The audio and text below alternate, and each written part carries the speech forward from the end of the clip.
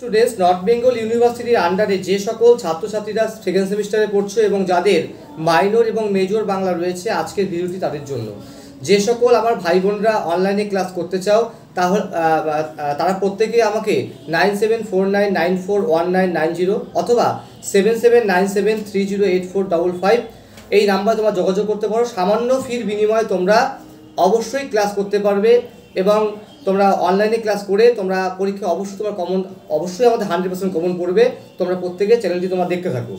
দেখো, বিষয়টা হচ্ছে তোমাদের মূলত হবে 3, 6, 12 অ্যান্সার লিখতে হবে। এর মধ্যে আমি তোমাদের আজকে 3-এর কোশ্চেনগুলো বলছি, মোটামুটিভাবে এগুলো দেখে যাও। 100% পরীক্ষা এখানে কমন পড়বে বলে মনে করছি এবং প্রতিবারের মতন আমাদের এবছরও কমন পড়বেই।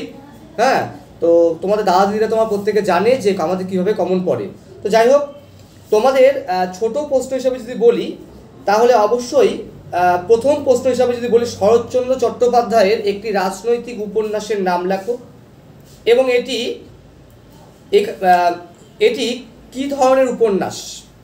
ঠিক আছে, শরৎচন্দ্র চট্টোপাধ্যায়ের একটি রাজনৈতিক উপন্যাস লেখো এবং এখানে কি প্রধান চরিত্র কি রয়েছে সেটার নাম লেখো। তাহলে অবশ্যই শরৎচন্দ্র চট্টোপাধ্যায়ের পথের দাবি উপন্যাস একটি রাজনৈতিক উপন্যাস এবং এখানে সব্যসাচী হচ্ছে প্রধান চরিত্র এবং এখানে স্বাধীনতা সংগ্রামী বিপ্লবীদের যে অবদান ছিল সেটা সম্পর্কে ব্যাখ্যা করা হয়েছে। পরের প্রশ্ন হিসেবে যদি বলি, সধবার একাদশী কে লিখেছেন, কত খ্রিস্টাব্দে এবং এই উপন্যাসটি কী ধরনের উপন্যাস এবং এই উপন্যাসের প্রধান চরিত্রের নাম কি। খুবই ইম্পর্টেন্ট প্রশ্ন রয়েছে।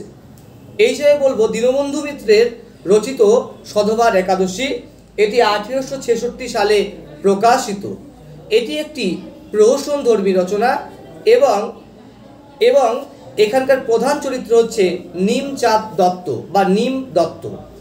পরের প্রশ্ন হিসাবে, চোখের বালি উপন্যাসটি কে লিখেছেন, কত খ্রিস্টাব্দে, এটি কোন ধরনের উপন্যাস এবং এই উপন্যাসের প্রধান চরিত্রগুলির নাম কি কি। সেই হিসাবে আমি অবশ্যই তোমাদের লিখতে হবে, চোখের বালি উপন্যাস লিখেছেন রবীন্দ্রনাথ ঠাকুর। এটি বঙ্গদর্শন পত্রিকায় প্রকাশিত এবং এটি মনস্তাত্ত্বিক উপন্যাস।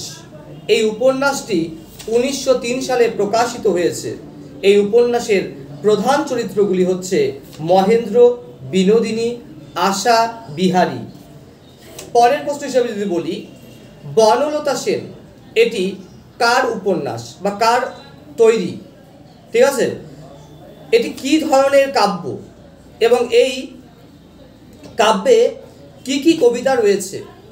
বনলতা সেন কাব্য বা কবিতাটি লিখেছেন জীবনানন্দ দাশ এবং এটি মূলত হবে প্রেমের কাব্য এবং এই কাব্যে লাইন রয়েছে, আমি ক্লান্ত প্রাণ এক, চারিদিকে জীবনের সমুদ্র সফেন, আমারে দুদণ্ড শান্তি দিয়েছিল নাটোরের বনলতা সেন। এই কাব্যের অন্তর্গত বিভিন্ন কবিতার মধ্যে রয়েছে ধান কাটা হয়ে গেছে, আমাকে তুমি, অন্ধকার, সবিতা, সুচেতনা, তোমাকে আমি, অন্ধকার, বনলতা সেন, এরকম কাব্য রয়েছে, বিভিন্ন কবিতা রয়েছে। খুব ভালো করে পড়তে হবে এটা। আচ্ছা, এরপরে আলালের ঘরে দুলাল যে রচনাটি রয়েছে, এটি কার লেখা এবং এটি কত খ্রিস্টাব্দে প্রকাশিত হয়, এটি কোন ভাষায় রচিত হয়েছিল।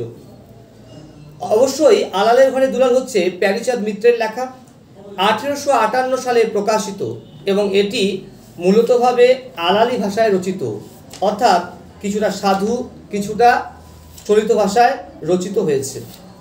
পরীক্ষায় কিন্তু অবশ্যই এই কোশ্চেনগুলো কিন্তু খুবই কমন রয়েছে। এর পরের প্রশ্ন হিসেবে বলতে পারে, নীল দর্পণ কার লেখা, এটি কত খ্রিস্টাব্দে প্রকাশিত এবং এখানে কাদের সম্পর্কে বলা হয়েছে। অ্যান্সার হিসেবে যদি আমরা বলি, নীল দর্পণ দীনবন্ধু মিত্রের লেখা, 1860 সালে প্রকাশিত এবং এখানে ইস্ট ইন্ডিয়া কোম্পানি যখন ভারতবর্ষে সাহেব বা বণিক হিসাবে এসেছিল তখন বিভিন্ন চাষিদের উপরে যে অত্যাচার করেছিল নীল চাষ করবার জন্য, সেই ঘটনাগুলোই ব্যাখ্যা করে দেওয়া আছে।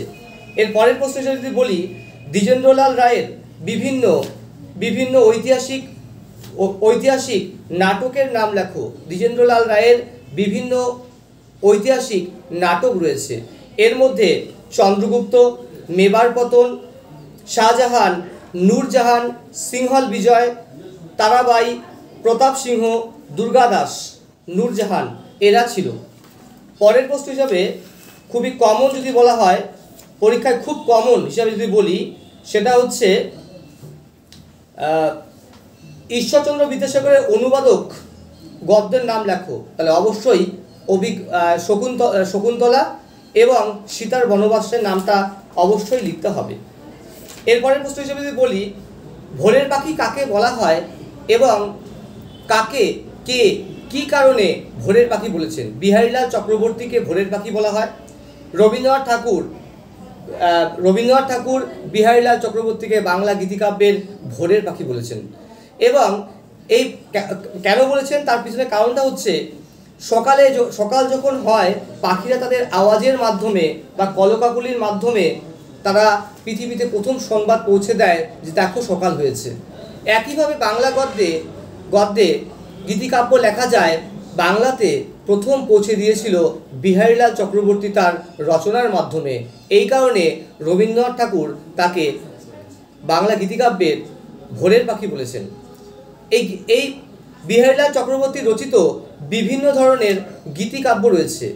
এর মধ্যে এই গীতিকাব্যগুলির মধ্যে রয়েছে বঙ্গসুন্দরী, প্রেম প্রবাহিনী, নিসর্গ সন্দর্শন, শারদামঙ্গল, সাধের আসন। ঠিক আছে, এগুলো তোমার প্রত্যেকে ছিল, মানে এই পাঠগুলো তোমার ছিল। এর পরের প্রশ্ন হিসাবে অত্যন্ত ইম্পর্টেন্ট রয়েছে, ফোর্ট উইলিয়াম কলেজ কে, কবে, কোথায় তৈরি করেছিলেন, কি উদ্দেশ্যে? খুব কমন প্রশ্ন।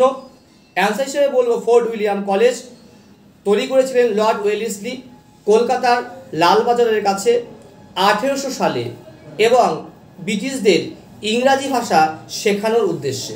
পরের প্রশ্ন হিসাবে, ফোর্ট উইলিয়াম কলেজে 3 জন অধ্যাপক এবং তাদের একটি করে রচনার নাম লিখো। আমরা সেই হিসেবে বলবো, ফোর্ট উইলিয়াম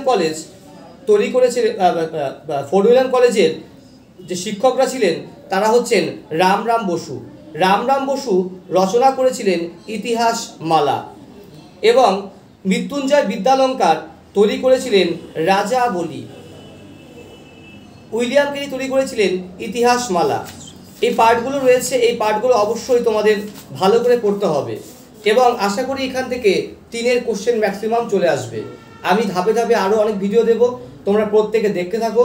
চ্যানেলটি ভালো লাগলে অবশ্যই লাইক, শেয়ার, কমেন্ট করবে। ধন্যবাদ।